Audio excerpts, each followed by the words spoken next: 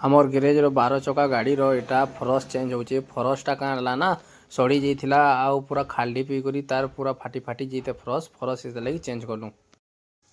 मते फिर दुकान रो एटा फोन आला कि जीपीएस फिटिंग करवार अच्छे 50टा गाड़ी रो आमर टिप टेलर गाड़ी रो बोले मुई फिर पले आली दुकान के आउ गाड़ी न सब रखा थिला न जीपीएस गाड़ी भीतर ढुकली एटा फिर सामान पतर खुलनी जीपीएस के एटा फिर शो करी देखो एटा कि जीपीएस टा फिटिंग हवा। ई जीपीएस आमर माइनिंग जीपीएस है जनता कि आमर आयरन कोयला ये सब मान के दरकार पड़सी जनता गवर्नमेंट जेन माने कोयला माने जेन माने लोड अनलोड देसन सेनर स्टाफ माने इटा चेक करसन गाड़ी पहुँचला कि ना पहुँचला और इटा मुई फिटिंग करबार चालू कली।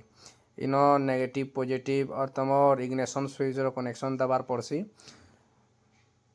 सेटा देले जी करी तमर काम करबा जनता कि चाबी ऑन करबो बोले भी साड़े कंपनी आड़े पता चलबा कि इटा गाड़ी ऑन हला न गाड़ी बाहर छे गाड़ी रास्ता न अच्छे केते दूर अच्छे काଣା नहीं बोले पता चलसी। इटा तार उर छिलू जे कनेक्शन बाहर कराली न ब्लैक टेप फ्लैग टेप मारबार चालू होइचे। ज़्यादा नहीं गोटे गाड़ी न 15 मिनट 10 मिनट बाकी लागसी।